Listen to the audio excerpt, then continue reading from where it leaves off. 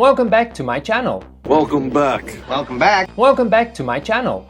Are you feeling a sense of deja vu? Deja vu? Well, that is basically the concept of this week's video. In this week's video, I'll be taking a look at 10 actors who kind of look alike, or they can be twins. Have I seen you before? Yes, I know this channel is a gay entertainment channel that caters towards gay viewers, but that doesn't mean that I can just only make videos about gay stuff.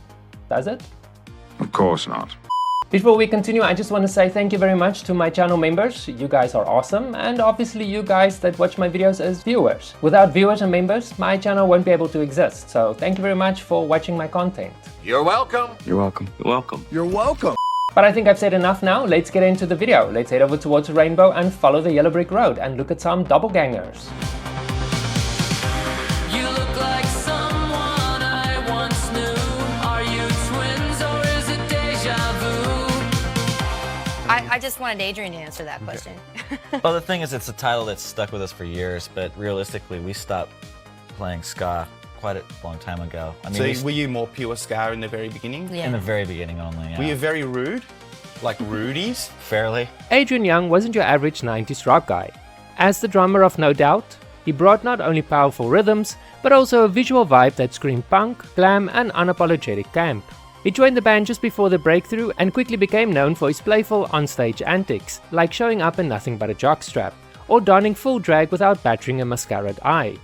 In an era when masculinity in rock was rigid and brooding, Adrian Young brought a different kind of energy. He wasn't afraid to play with gender, or to perform in makeup, or just to be the eye candy instead of the drummer. And who does Adrian Young look like? Whatever this is, we need to talk to someone because we are not experts. And this is just the sort of thing the internet will have a lot of misinformation about. Timothy Olyphant is what you get when a cowboy meets a GQ cover shoot. He's been kicking down doors since the early 2000s, in projects like Deadwood, Justified, and a very memorable role on Santa Clarita Diet. And don't forget about his mesmerizing role in Scream 2. I've been thinking about this whole murder thing. Have you checked out Randy? Timothy has the uncanny ability to make you feel like you're in trouble, but also that you're kind of into it. Both Adrian and Timothy have the same angular facial structure, a smirky smile, and eyes that say, I've seen some things and I still look great. If someone casts them together in a project as brothers, the internet will implode. Timothy, what's in your hand, buddy? You're doing great. And Seth! Brother. You Mark Zuckerberg? Yeah. Cameron Winklevoss. Hi. Tyler Winklevoss. You guys related?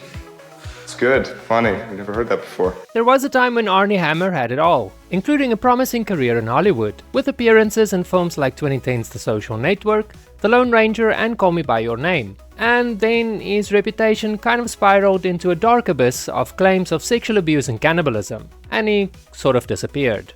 He hasn't been in a film since 2019's Death on the Nile, but recently, I get a sense of deja vu when going to the movies. His career might be dead, but that doesn't mean that his essence and appearance doesn't live on in another actor who's taking Hollywood by storm. And who exactly does Arnie look like? I mean, because I get mistaken for people all the time. So do you get mistaken for different actors at this point? You know, I used to get a Scott Eastwood a little bit, and then I don't know if you saw this like Justin Hartley thing that went around. Glen Powell is an American actor who's lately been shooting up the charts. After years in supporting roles in movies like Spy Kids 3, he attained wider prominence as a fresh-faced American pilot in Top Gun Maverick in 2022, and basically he transitioned into leading man territory. He's got the same all-American boy next door looks, tall, athletic build, and that earnest Texan grin. Fans on Reddit and X took one look and joked Powell is basically the new and improved Armie Hammer. Seriously, they're both tall, blondish, chiseled jaw, and they could pass for cousins or twin brothers. And if you're wondering what's behind Glen Powell's popularity, he's basically the Armie Hammer upgrade that doesn't crave human flesh. In any case, imagine Arnie in a fighter pilot helmet or Powell in a 19th century suit. The resemblance is uncanny enough to make casting directors do a double take. When I was in Hamilton, I laughed through like 2 numbers. I was laughing on stage. I had just gotten a new wig and none of the cast knew I was gonna have this wig. Anthony Ramos is an American actor and singer who first lit up Broadway, but I think I speak for everyone when I say he caught our attention with his brief appearance on the revival of Will and Grace. I talked to Karen. Look, it's not all on her, you know, we were just fooling around and I was singing her favorite song, you know, Mercy. There's just something about Ramos that reminds me of someone else, and for a while I couldn't quite put my finger on it. He's young, energetic, and carries that modern Latino heartthrob vibe. And he's uniquely himself, or so it seems. And who does Anthony look like? And my Uncle Sandy, he was a little unconventional. He's probably what you would call a triple threat. He was Latin, gay, and deaf. John Leguizamo is a Colombian-born American comedian and actor who's been in the acting game a bit longer, and Ramos looks a lot like him when he was younger. Chewy, do I deserve this, man, huh? Do I deserve... What did I do, man? What did I do?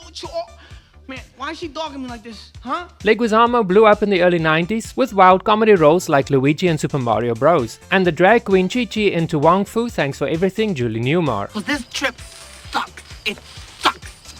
On paper, Anthony and John seem different. Ramos is a Broadway crooner, Leguizamo is a stand-up legend. But visually, one's the younger and sleeker version of the other. They share a certain spark, big brown eyes, broad expressive faces, and comedic flair. Both light up the camera when they talk. Think of Anthony serenading on stage, or John dropping a one-liner. The emotion and charisma are surprisingly in the same wheelhouse. No breakfast? I did it yesterday. It was bologna and beans? No, I did eggs. The hell you did? Bologna and beans. It's your turn. Kevin Bacon is a veteran American actor who's famous for so many 80s and 90s classics. He broke out in Footloose from 1984, where he danced and rebelled, and then went on to star in major dramas like A Few Good Men from 1992, Apollo 13 from 95, and Mystic River from 2003, but to name a few. All you need to know is that he can do tough guy, romantic guy, and even campy guy.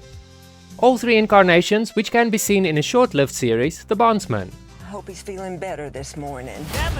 And who does Kevin Bacon look like?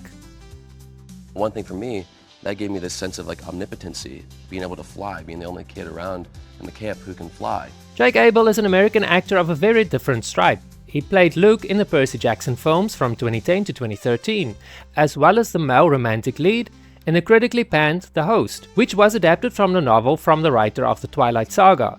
So I don't understand how the movie flopped, but anyway, I still like the film. So Kevin Bacon versus Jake Abel. It almost sounds like a Hollywood joke, but physically, there's an odd sense of déjà vu. Both have clear blue eyes, nice smiles, and are somewhat built the same, slimline but muscular. The bottom line, if you mix their family trees, you'd get a solid slice of Hollywood, the elder actor and the new Gen teen idol looking in the same mirror. Ladies. Dudes, looking good. Seriously? A mochaccino? Dave Franco is an American actor and director, and of course, James Franco's younger brother. He started out his acting career by appearing in small roles early on, like a stoner in Superbad from 2007, but he really broke through with the comedy 21 Jump Street in 2012. Since then, he's been in a bunch of fun movies, including portraying a magician in Now You See Me and its sequel, as well as a vampire in the 2011 Fright Night remake. And who does Dave look like? I love you. As more than a friend. I'm afraid. Charles, I'm in love with you. George Rexstrew is a brand new English actor on the scene. He grew up in London, trained at Durham University, and landed his first big TV role as Edwin Payne in Netflix Dead Boy Detectives in 2024. I don't want to be a bad guy with bad guys. Do not worry about being bad guys. I remember watching Dead Boy Detectives, and from certain angles, George kind of looked familiar, and I thought to myself, wait a second, doesn't he look like Dave Franco's cousin? And I think that's a fair point. Both are slender built with a similar height of about 6 feet, tousled light brown hair, and a very similar eye color. Dave is a bit older and has that Californian cool look, while George has that fresh-faced London gentleman flair. But put them side by side and you'll have to do a double take. It's like Dave's handsome British accented cousin just arrived on Netflix. If you enjoyed this video, you might enjoy my video series where I compare modern actors with vintage stars. If you haven't seen those videos yet, I'll put a link to the playlist at the end of this video for you to check out. Thank you very much for watching this video. It really means a lot to me. If you haven't subscribed yet, subscribe. It is the best way to stay up to date with whatever is going on this channel. I post daily videos. I post short videos in the week and longer form videos over the weekend. So the best way to stay up to date is to subscribe and put on that notification bell. Thank you very much, and I'll see you in the next video, which will be tomorrow.